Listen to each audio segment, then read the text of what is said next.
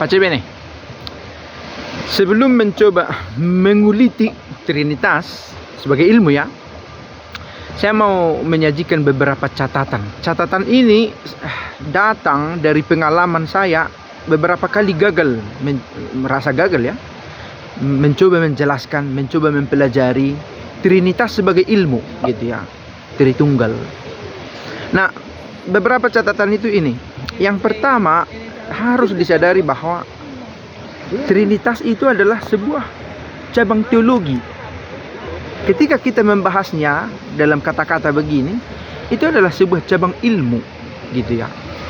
Jadi kalau ada yang berkata, ya sudahlah, nggak usah bahas-bahas Trinitas, yang penting berbuat baik, itu kalimat itu nggak pas konteksnya ketika kita melihat membahas Trinitas sebagai ilmu gitu. Itu ibarat berhadapan dengan makanan ya. Ada orang memiliki prinsip yang penting kenyang gitu ya.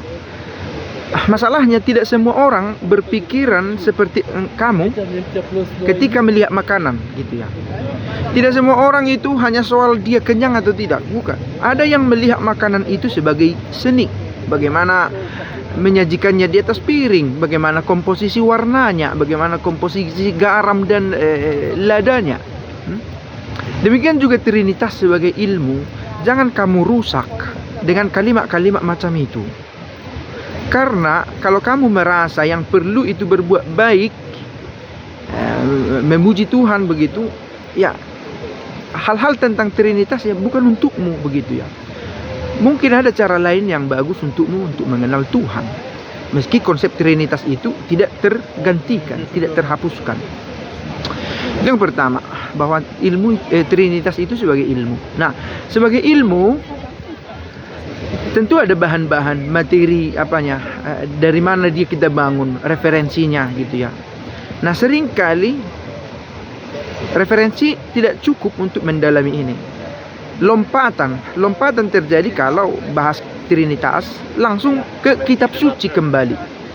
Itu ibarat saya mencoba membuat analogi. Mudah-mudahan tidak menjadi meleset. Itu ibarat kalau saya katakan bubur itu dari beras gitu ya. Lalu kamu mencoba-coba mencari beras di dalam bubur, nggak nampak berasnya. Tapi tak mungkin ada bubur dari nasi ya, kalau tidak dari beras gitu ya. Tapi berasnya itu nggak nampak lagi, karena sudah ada unsur-unsur lain yang dimasukkan. Nah, demikian juga soal Trinitas. Tidak mungkin ada Trinitas tanpa kitab suci.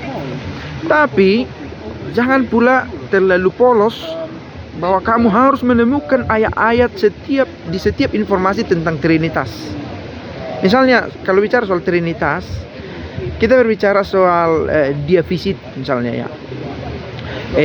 Kemanusiaan dan keilahian Yesus ada. Ada juga keinginan manusiawi, keinginan ilahinya. Ada energi manusiawi, ada energi ilahinya. Keduanya tidak tercampur, tidak berubah-ubah, tidak saling menggantikan. Nah, kalimat itu tidak dengan langsung kita temukan dalam kitab suci.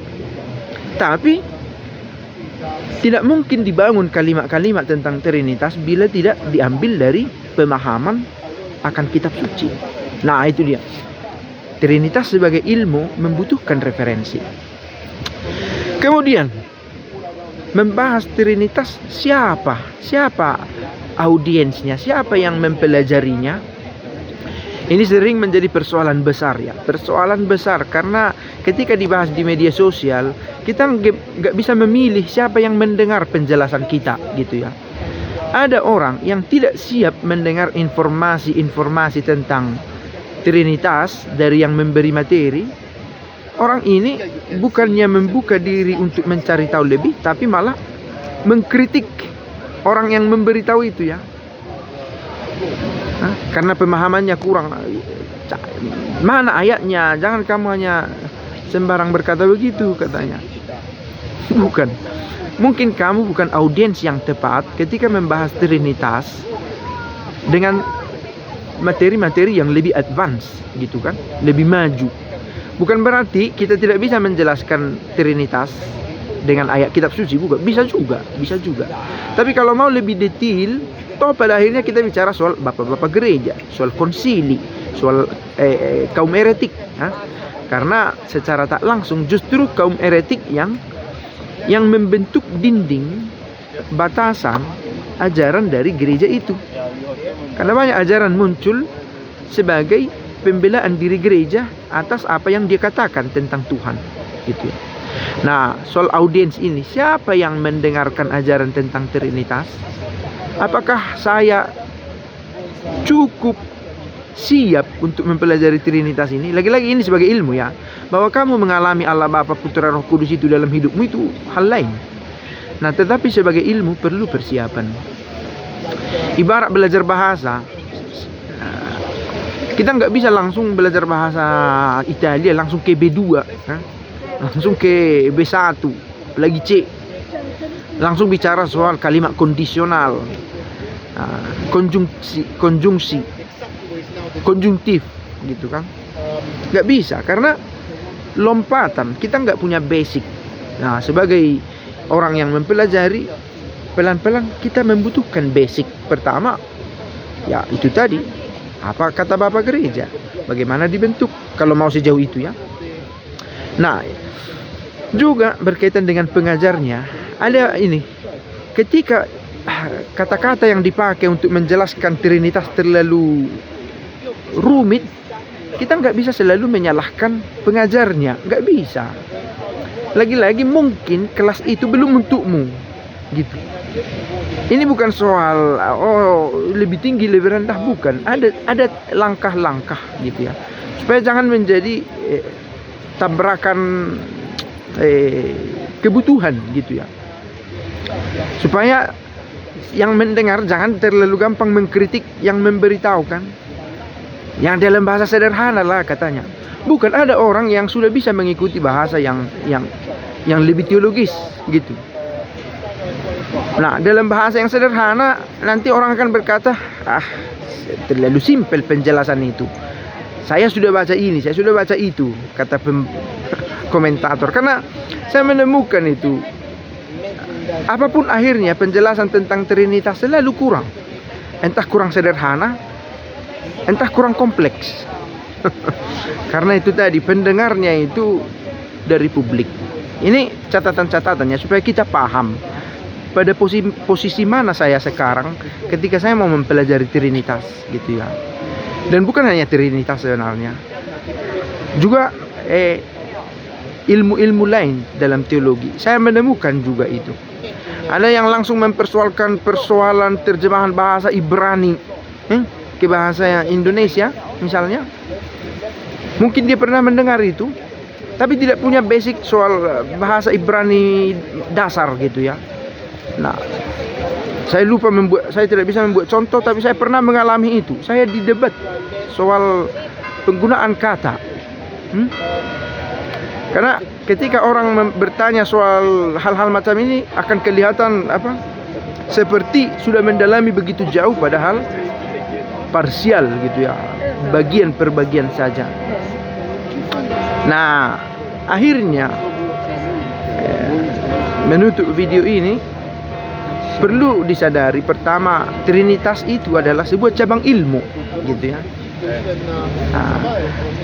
yang tidak cocok untuk semua orang.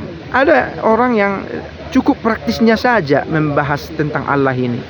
Yang penting aku lancar rezekiku, sehat-sehat, Tuhan memberkati aku bekerja, dan aku di gereja Katolik atau di apapun, Protestan, selesai, gak usah jauh-jauh. Bukan, ada yang membutuhkan jauh-jauh membahas gereja ini, membahas Trinitas. Kalau kamu merasa itu terlalu jauh, it is your problem. Itu ya. Ibarat tadi makan nasi itu, ada orang makan nasi untuk alasan paling mendasar, supaya kenyang. Ada orang senang sekali menghidang makanan. Dia nggak begitu puas kalau sudah menyantap, tetapi ketika dia harus memasak, harus menata di atas piring, plating, harus menghias, dekorasi segala macam, dia menemukan kepuasan.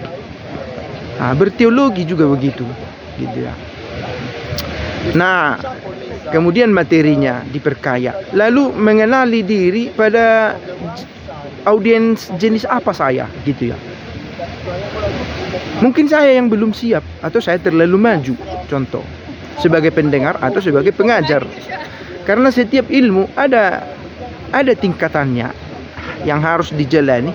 Dan kalau ada lompatan, ibarat naik tangga, kalau kita langsung turun jauh atau langsung naik terlalu tinggi, bisa keseleo, bisa terkilir.